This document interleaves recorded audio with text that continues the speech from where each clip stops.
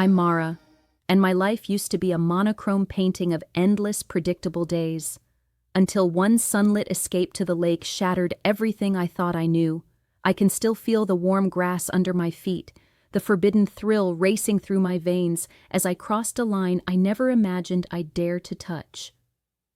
But when I looked up and saw my husband, Jack, watching from the shadows of the trees, my heart stopped. What did he see? And what does it mean for the fragile threads holding us together? Stick around, because what happened next will leave you speechless. Picture this: the faint scent of burnt toast lingering in the air, a silent accusation of another rushed morning. I'm Mara, 34, caught in the web of a life that feels like it's been photocopied day after day. My husband, Jack, sits across from me at the kitchen counter, his broad shoulders hunched over a steaming mug of black coffee. 8 years of marriage, and we've mastered the art of quiet. Not the comfortable kind, mind you, but the kind that stretches thin, like a thread about to snap. I watch the steam curl upward from my own cup, the kitchen clock ticking relentlessly in the background, each second a tiny hammer against my nerves. This suburban cage of ours, with its beige walls and neatly trimmed lawn, feels more like a museum of what could have been than a home. Jack sips his coffee, slow and deliberate, his hazel eyes fixed on the newspaper spread out before him. I wonder, not for the first time, what's behind that calm exterior. Is he as restless as I am, or is he truly content with this muted existence? Every morning, it's the same. I butter my toast, he folds the paper, and we exchange a handful of words: weather, errands, maybe a reminder about the trash. Then comes the goodbye, a ritual as predictable as the sunrise. He leans in, his lips brushing my cheek, a gesture so mechanical it might as well be programmed. There's no warmth there, just the ghost of something that used to be. I smile anyway, because that's what you do, right? You play the part. Our days bleed into nights with the same uninspired rhythm. After dinner, the TV hums softly in the living room, a mindless drone of reality shows or reruns we've seen 100 times. We sit on opposite ends of the couch, a chasm of unspoken words between us. Later, in bed, we lie on our respective sides of the mattress, the space in the middle, a no-man's land. "Good night, Mara," he'll mumble, his voice low and steady, like he's reading from a script. "Night, Jack," I reply, staring at the ceiling, my mind racing with thoughts I can't voice. I want to reach across that divide, to shatter the silence with something raw, something real. Maybe ask him if he ever dreams of more than this, but I don't. I never do. His love for silence. It's a wall I can't scale, a barrier that keeps me locked in my own head, yearning for a spark, a jolt, anything to break the monotony. I wasn't always like this, you know. There was a time when I craved adventure, when the idea of settling felt like a betrayal of who I was. Now, I'm trapped in this loop, folding laundry, paying bills, watching the neighbor's dog bark at the same squirrel every afternoon through the kitchen window. The humdrum of it all gnaws at me, a quiet ache that grows louder with each passing day. So when Jack suggested a day trip to the lake, a picnic away from the beige walls and ticking clocks, I felt a flicker of something, maybe hope, maybe just relief at the thought of breaking the cycle. It was a rare moment of initiative from him, and I clung to it like a lifeline, desperate for a breath of fresh air, for a chance to step outside the script we've been reading from for far too long. The morning of the trip, I woke up to sunlight streaming through the curtains, a golden promise of something different. Jack was already up, packing a wicker basket with sandwiches wrapped in wax paper and a bottle of cheap red wine we'd been saving for no particular reason. I watched him move with a quiet focus, his hands steady as he folded a worn plaid blanket over his arm. There was a softness in his expression, a hint of the man I fell for all those years ago. And for a moment, I let myself believe this day could stitch up some of the frayed edges between us. We climbed into his old pickup truck, the kind with a bench seat and a stick shift that groans like it's got a grudge. The windows were rolled down as we pulled out of the driveway, leaving the suburban sprawl behind. The warm summer air whipped through my hair, tugging at the strands like it was trying to wake me up. I tilted my head back, letting the breeze wash over me, carrying with it the faint, earthy scent of pine as the city faded in the rearview mirror. Jack kept one hand on the wheel, the other resting on the gear shift, his fingers tapping lightly to some rhythm only he could hear. I stole a glance at him, wondering if he felt the same quiet thrill I did at escaping, even if just for a day. But his face was unreadable, as always, a mask of calm I've never quite learned to decipher. The drive felt like a slow unraveling, each mile peeling back a layer of the tension I carry like a second skin. By the time we reached the lake, the world seemed softer, brighter. I stepped out of the truck, my sandals sinking into the soft green grass, and took in the sight before me. The water shimmered under the midday sun, a mirror of blue so clear it looked like it could hold all my secrets if I dared to whisper them. The air was alive with the distant chirps of birds, a soundtrack of freedom that made my chest ache with something I couldn't name. A gentle breeze rustled the leaves overhead, carrying the clean, crisp scent of nature, so different from the stale air of our kitchen. Jack and I sat up near the water's edge, spreading out the plaid blanket with a kind of practiced ease that comes from years together. He unpacked the basket, setting out the sandwiches and uncorking the wine with a little pop that made me smile despite myself. Then he pulled out a portable speaker, the kind that's seen better days, and queued up our old playlist, songs from when I'm sitting there on the plaid blanket by the lake, the sun warming my skin, the faint hum of our old playlist still drifting from Jack's speaker. He'd wandered off a while ago, saying something about checking out a trail nearby, leaving me alone with my thoughts and the gentle lapping of the water against the shore. I'm sipping the last of the cheap red wine from a plastic cup, letting the tartness linger on my tongue, when I notice a group of fishermen a little ways down the bank. They're laughing, casting lines into the lake with easy, practiced motions. One of them catches my eye, a young man, rugged and suntanned, probably in his late 20s. I decide to call him Ethan in my mind, a name that fits the casual confidence he carries. He's wearing a faded t-shirt and cargo shorts, his dark hair messy under a worn cap, and when he smiles at something, one of the others says, "It's disarming," bright against the backdrop of the lake. I'm not sure why I keep looking, but I do, and soon enough, he notices. He slings his fishing rod over his shoulder and starts walking my way, his stride easy, like he's got all the time in the world. My pulse quickens, though I tell myself it's nothing, just boredom playing tricks on me. When he gets closer, he flashes that smile again and says in a playful tone, "Did your husband get lost in the woods or something?"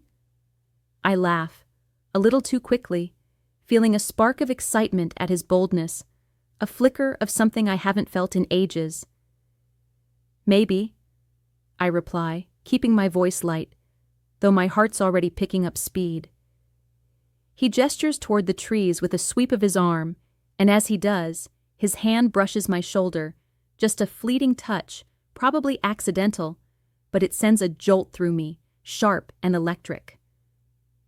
I catch my breath, hoping he doesn't notice. He doesn't seem to, or maybe he does, and just doesn't let on. Instead, he keeps talking, asking if I come here often, commenting on the lake's calm surface, the perfect weather, how he's out here every weekend to unwind. Innocent stuff, surface level, but there's an undercurrent I can't ignore. A pull that grows as he lowers himself onto the edge of my blanket, closer than a stranger should be. I don't scoot away. I should, I know I should, but I don't. We keep chatting, and I'm hyper-aware of the space between us, or the lack of it. Then, as he's pointing out a spot across the lake where he swears the fish bite best, his hand grazes my cheek, lingering just a second too long. It's like time slows down, the world narrowing to that single point of contact. My skin burns under his touch, and I don't pull back. I can't.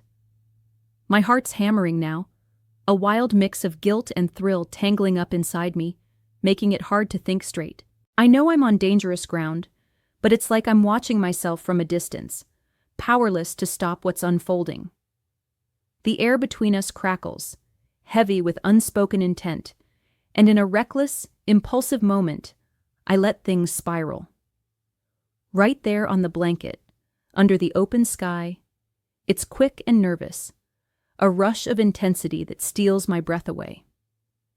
It's not something I can describe in plain words, not out loud, but imagine a moment where every boundary blurs, where the world shrinks to just heat and heartbeat, a stolen slice of time that's both forbidden and freeing. When it's over, I'm left trembling, catching my breath, the reality of what just happened crashing over me like a wave. And here's the raw truth. I liked it. I don't regret it, not in that split second after, with the adrenaline still coursing through me. It felt like waking up after years of sleepwalking. But then, as I'm still reeling, I glance toward the edge of the woods, and my stomach drops. There, half hidden by the trees, stands Jack. His figure is unmistakable, even at this distance. His silhouette framed by the late afternoon light, broad shoulders rigid, hands at his sides. My heart slams against my ribs, a frantic drumbeat as I scramble to my feet, smoothing my clothes with shaky hands. The stranger, Ethan, as I'd named him in my mind, mutters a quick goodbye and heads back to his group, sensing the shift in the air. I'm left standing there on the blanket, the weight of Jack's gaze pinning me in place even from afar. He doesn't move, doesn't call out, just watches for a moment before turning and disappearing deeper into the woods. My breath catches, a mix of dread and guilt churning in my gut, knowing he saw more than I can ever explain away. Minutes drag by, each one heavier than the last, until I see him emerge again, this time with an armful of firewood bundled against his chest. His steps are measured as he approaches the blanket, his face a stone wall, unreadable, not a flicker of emotion to grasp onto. He avoids my eyes entirely, dropping the wood with a dull thud near the edge of the fabric. I open my mouth to say something, anything, but the words die before they form, choked by the suffocating quiet that settles over us. The playlist from the speaker has long since stopped, the silence now only broken by the distant chirp of birds and the soft rustle of leaves. The wine bottle sits empty, a hollow reminder of the lightness we'd started with, now replaced by this unbearable tension. We pack up the picnic without a word, moving like we're following some unspoken choreography. I fold the blanket with trembling fingers, tucking it under my arm, while Jack gathers the basket and the empty cups. Every motion feels mechanical, deliberate, as if speaking or even looking at each other might shatter whatever fragile thread still holds us together. My mind races, replaying that moment by the trees, wondering how much he saw, how much he understood. Did he catch the full weight of my betrayal, or just a fleeting glimpse of something he can't quite piece together? I can't tell, and the not knowing gnaws at me, a relentless ache in my chest. The drive home is a slow descent into a deeper kind of silence. The hum of the truck engine fills the void where words should be, a low, steady drone that seems to mock the chaos in my head. I sit rigid in the passenger seat, my hands fidgeting in my lap, twisting the hem of my shirt as if that could unravel the mess I've made. I steal glances at Jack's profile, searching for any crack in his composure. His jaw is tight, a hard line that betrays nothing but restraint. and his hands grip the steering wheel with a force that turns his knuckles pale. The summer air still seeps through the cracked window, but it feels colder now, biting at my skin as the miles stretch on. I want to ask him what he's thinking, to beg him to yell or curse or do something to break this wall of quiet. But my throat feels sealed shut, my courage buried under layers of shame. My thoughts spiral as the familiar roads blur past. Will he confront me the second we're alone? Let all that pent-up anger explode in a way I've never seen from him? Or will he swallow it down, pretend he didn't see a thing, and let this fester between us like a wound that never heals? I imagine both scenarios, each one worse than the last. If he blows up, I don't know if I can face the raw hurt I've caused, the kind of pain that might strip away whatever's left of us. But if he stays silent, if he chooses to ignore it, that might be even more unbearable, a slow suffocation under the weight of what I've done. I press my hands harder into my lap, trying to steady myself, but the tremor in my fingers won't stop. When we finally pull into the driveway, the house looms like a judge waiting to pass sentence. We step out of the truck, still wordless, and begin the mundane act of unpacking. I carry the basket into the kitchen, the clink of dishes in the sink sounding louder than it should as I rinse out the cups and set. It's late now, the kind of late where the world outside our bedroom window is hushed, swallowed by shadows. I'm sitting on the edge of our bed, the dim glow of a single bedside lamp casting soft amber light across the room, barely enough to trace the lines of Jack's face as he sits beside me. The air feels heavy, thick with the weight of everything that's happened since that day at the lake. We've barely spoken about it, not directly, not until this moment. My hands are folded in my lap, fingers twisting nervously, still carrying the tremor that hasn't left me since I saw him watching from the woods. I've been waiting for the storm, for the accusations, for the hurt to spill out of him in a way I can't dodge. But instead, there's this, something I never saw coming. Jack shifts closer, the mattress dipping slightly under his weight, and when he speaks, his voice is low, steady, almost too calm for the words that come out. Mara, I've been thinking about what happened, and I want to do it again. But this time, I want it on video, with someone else.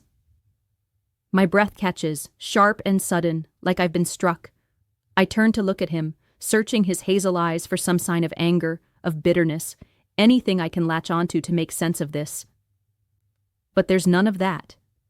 Instead, there's a strange, intense curiosity flickering there, a look I've never seen in him before, not in all our years together. His gaze holds mine, unblinking, like he's studying me, waiting to see how I'll react to this unthinkable suggestion. I can't speak at first. My mind is a whirlwind, replaying his words, trying to grasp the reality of what he's asking. Do it again? On video? With someone else? The implications crash over me, each one heavier than the last. My heart is pounding so hard, I'm sure he can hear it in the quiet of the room. Part of me is horrified, recoiling at the idea of taking that reckless moment by the lake and turning it into something deliberate, something planned and captured for keeps. That day was a mistake, a lapse, a fleeting break from who I thought I was. But this feels like stepping off a cliff, no safety net, no way back. And yet, there's another part of me, smaller but undeniable, that's intrigued. I've seen a side of Jack I didn't know existed, a man who isn't just okay with what I did, but wants to push the boundaries even further, to explore something dark and uncharted together. It's unsettling, but it's also magnetic, pulling at something deep inside me I've kept buried for too long. I don't answer right away. The silence stretches between us, taut and electric, as I wrestle with myself. My fingers tighten in my lap, nails digging into my palms, grounding me against the chaos in my head. I think about saying no, about shutting this down before it spirals into something we can't control. I think about the life we've built, the quiet, predictable rhythm I've both resented and relied on. But then I look at Jack again, at the way he's watching me, not with judgment, but with a kind of raw, unguarded want that I haven't felt from him in years. And I realize I'm not ready to close this door. Not yet. After a long, heavy pause, I nod, my voice barely above a whisper as I say, "Okay, let's do it." The words feel foreign on my tongue, like they belong to someone else, but as soon as they're out, a strange mix of fear and excitement surges through me, tingling under my skin. I've crossed a line I never thought I would, and there's no uncrossing it now. We stay up late into the night, the lamp still casting its faint glow as we talk in hushed tones, our voices barely carrying beyond the space between us. Jack's hand rests on mine, his touch warm and steady, but it feels both familiar and foreign, like I'm holding the hand of a stranger wearing my husband's skin. We lay out the groundwork for what's to come, mapping out this uncharted territory we've stumbled into. The days following that late-night conversation feel like stepping into a parallel reality, one where the rules of our marriage have been rewritten overnight. I'm still Mara, still 34, still caught in the same beige-walled house, but everything else feels shifted, tilted on an axis I can't quite grasp. Jack and I are now neck-deep in planning a trip to the mountains, a getaway that's supposed to be the stage for this new arrangement. We've booked a remote cabin, tucked away in the dense pine forests, far from prying eyes and familiar faces. Every detail is being handled with a precision that's both exhilarating and unnervingly clinical, like we're drafting a blueprint for something that could either rebuild us or blow everything apart. I watch Jack as we sit at the kitchen table one evening, a map of the mountain trails spread out between us like a battle plan. He's more animated than I've seen him in years, his hazel eyes bright with a kind of fervor that both draws me in and sets me on edge. He's got a red marker in hand, circling a specific spot on the map.